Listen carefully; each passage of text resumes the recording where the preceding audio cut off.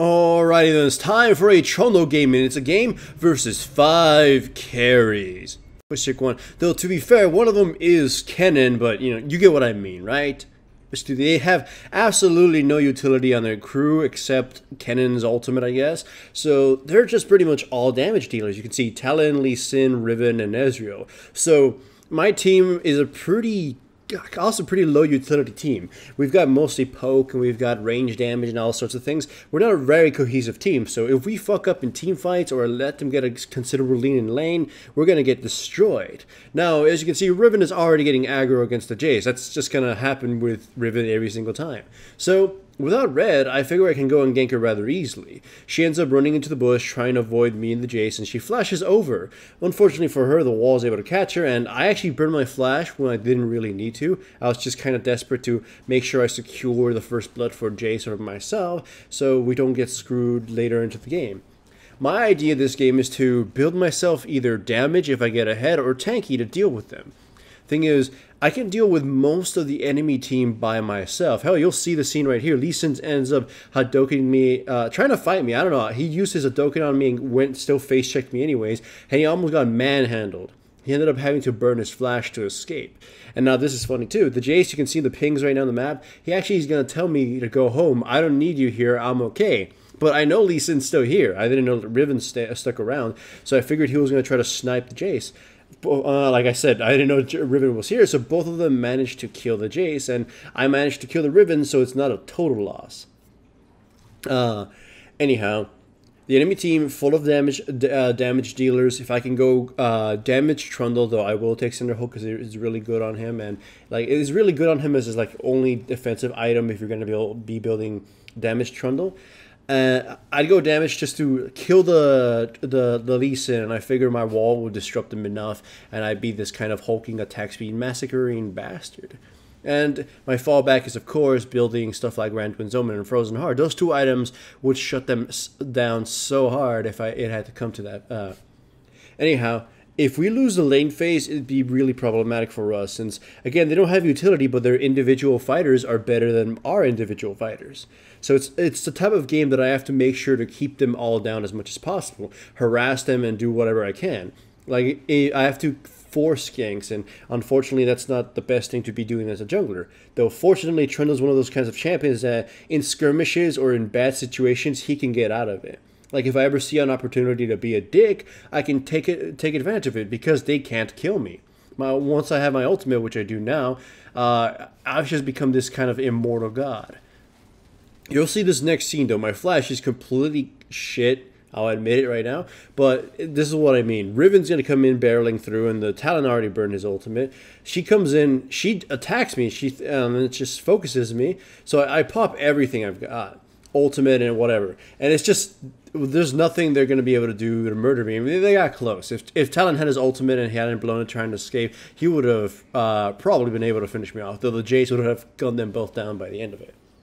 This is the kind of thing I figured was going to happen. Oh, yeah. Lee Sin, we fucked that up so hard. The Jace, we don't know how he died. I think he said he was out of range of his E, though I think he got killed by the damage that Lee Sin did plus the Toad's poison. That's what we suppose, at least. I'm not quite sure. Either way, in teamfights again, I'll probably drain the main target since they don't have a tank, and then I'll just barrel through and beat up the Lee Sin or the Talon, whoever's closest, and try to drain them with my Q. As you can see, the game is rather even, 10 and 10. So I've decided instead of going the damage route that I was going to, I'm going to start building tanky, because I'm going to need to be the one who goes in the front and soaks up the damage and uses my wall to disrupt whoever of theirs is going to be forced to try to initiate, alongside Braum. This game was streamed, and I was telling my streamers, I bet you anything that Braum and me are going to be the biggest reasons we're going to win team fights. More so Braum, just because if the enemy tries to engage, to force an engage, his ultimate is going to fuck them up. Again, they have no initiators, so you're going to see in this game they're going to try some very, very haphazard means of engaging. So that's our best bet at stopping them, catching the whoever tries to do something crazy, killing them, and then turning on the rest of the teammates. As you can see, they just can't amount to anything. The front line me, and I guess, well, Braum not right now because he's got fucked up, just takes too much of their skill shot damage, and they're too afraid of crosses. So that's our best hope at winning anything. Still, though, you can see their damage is insanely high. So the second we're caught off guard, we're just gonna die. So this is the types of games that a lot of people in solo queue might find themselves in. I remember when I was ranking up through silver and gold that my opponents, or sometimes even my team, had a bunch of carries. And it's not unusual because, again, carries are what wins games. And in a situation like this, you have to try to promote your team to get to group up as quickly as possible. Because, again, a lot of the carries require gold. A lot of their abilities don't have any inherent value beyond without buying items. So if you force them to group up and your team has a lot of value within their kit, such as, buffs and CC and stuff, then your team should theoretically come out ahead. As you can see, we keep getting caught off guard. We can't win them individually. Like, Malzahar probably can't beat the Talon if he gets to jump on him. I can beat them all one-on-one, but I probably can't kill them. And so on and so forth. The only one who probably has a chance of killing anybody is Corky, but even he'll probably get killed if any of them manage to actually touch him. So, like, in chat, a few of us were telling him we gotta group up. We gotta siege them. We gotta use our CC to our advantage. Otherwise, we're gonna lose. So Braum and I are gonna try to lead the crew into doing anything. But again, any situation in which we get caught off guard, or we let one of our important carries die, we're gonna fall apart. So Braum gets killed basically for free because we couldn't mount a counterattack because we're trying to force it in their tower. And that's just not good. Here I actually am going to try to force another situation to happen. Malzahar is over the wall, and I'm trying to get them close to the wall so Malzahar or something can kill them, but we're not able to communicate. Like, if we had a voice chat, maybe. I go up to the Lee Sin because I know they can't kill me in a timely fashion. You see, he uses his ultimate and everything. And I try to get them close to this wall so Malzahar can kill them, but we get nothing out of that. I do believe my wall right now ends up getting a few of them caught, but I don't think it ends up killing anybody. Braum comes in, ends up using his Q on the Riven, but we're not able to catch her. And then Talon just tries to sneak behind and just gets CC'd by Malzahar and killed. This is what I mean by those weird, awkward engages they're going to try to do.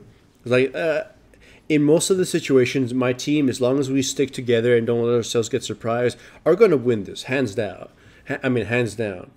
But in any situation in which one of us gets caught off guard, it will snowball out of control and we will lose.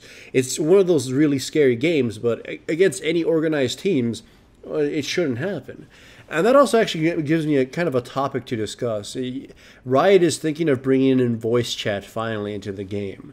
Some way of communicating with teammates rather than, trying to awkwardly type it in times of huge action.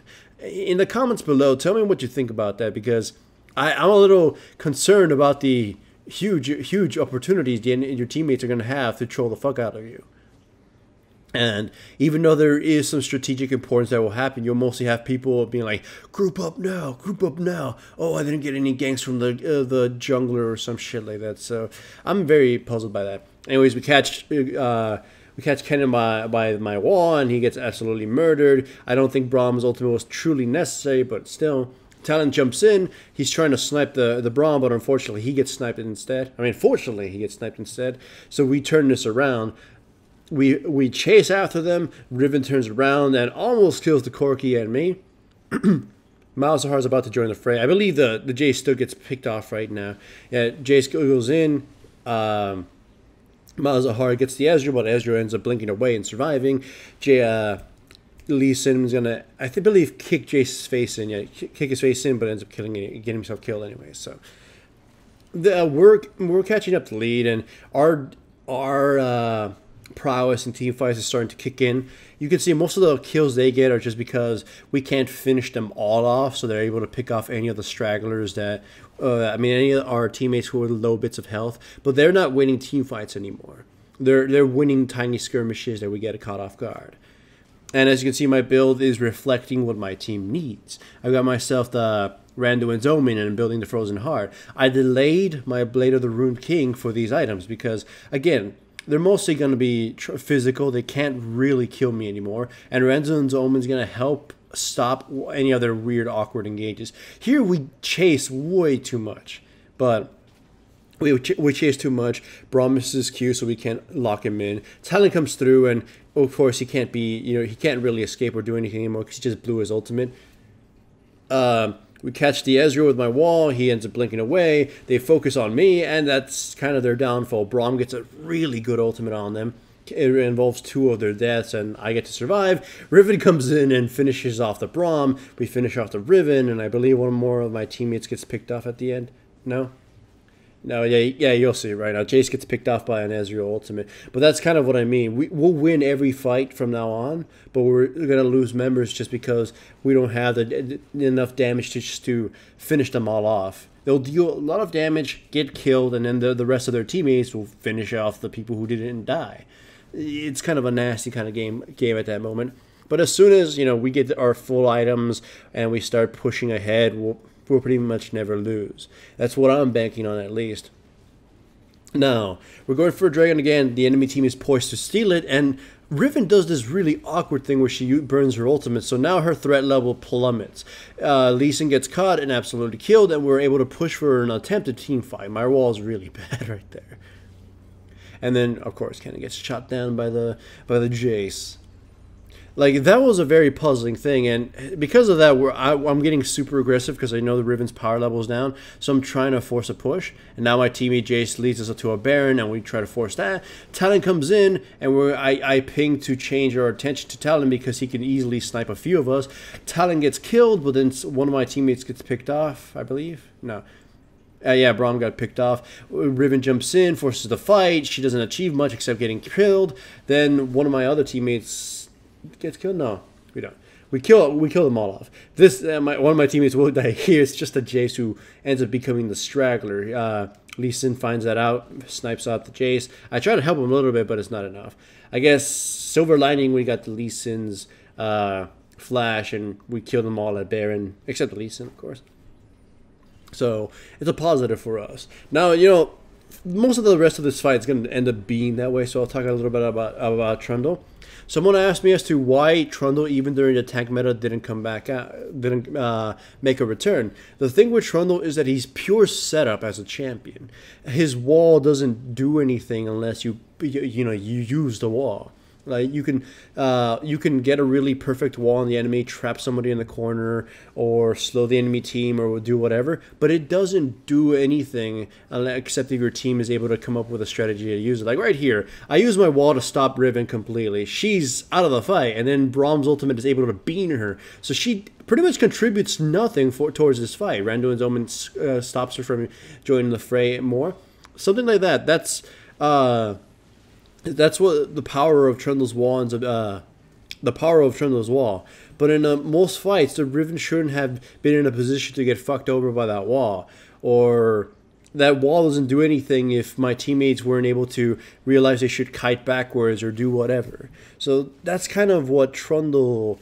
his biggest flaw is there's no immediate impact to his stuff. His ultimate takes the stats off the enemy tank and gives them to yourself, and then you can rampage. But it doesn't do enough unless you either kill that tank or are able to beeline for the enemy carry and force the enemy team to focus you.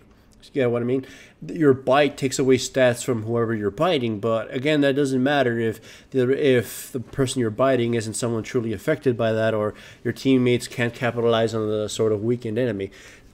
I hope you get what I mean by that. Like most other champions, you see something like a Malphite or a Gragas. When they click something big happens. You throw your ultimate, team fight. The enemy team is dispersed. A team fight happens. With a Trundle wall, it might not actually do anything, even though if it's perfectly placed down.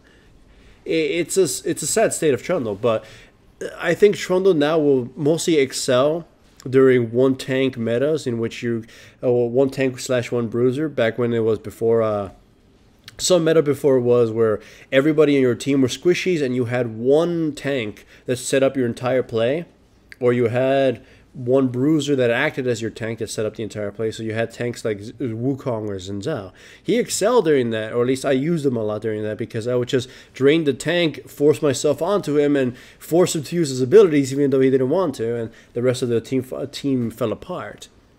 or he really works in kite metas because his wall actually does have effect on that one. Because you pop the wall in and suddenly the enemy team can't move, and your team is sort of already naturally encouraged to back away and sort of shoot at the enemy team. So if Cassiopeia and Italy together ever become meta, you might see Trundle again. There was actually a meta where the team comp dream was singed Trundle and Cassiopeia. That was a really disgusting team comp. Anyways, you can see the enemy team pretty much can't do jack dick anymore. Like, if they try to engage us, we're too tanky, we're too powerful now that they can't do anything. I can't be killed, Braum can't be killed, and me and him are just basically forcing our front line towards them and forcing them to back away. Corky's damage is too much. Malzahar will grab whoever gets an opportunity in actual range to do anything to us, and Jace will blow anybody the fuck up. It's become that kind of point. It's disgusting for the enemy team. And that's where pure carry teams fall apart. They have no utility. They can't keep up. Once their opponents scale up to a reasonable level or make full use of their utility, they just can't do shit. Like, here, I'm going to take a tower. I'm going to chase after the Ezreal. There's nothing he can do about it. I'll trap them. If they focused me, if they try to save the Ezreal, they die anyways. So hooray for Trundle and hooray for my team. These are if you ever see the enemy have so much carries and even win the early game, just know that the utility and the value of your own kits will end up carrying the day anyways. Still though, if like I said earlier on, if you've got any idea, if you've got an opinion on the whole voice chat, write it in the comments. I'm actually very interested in this one because personally I don't want it.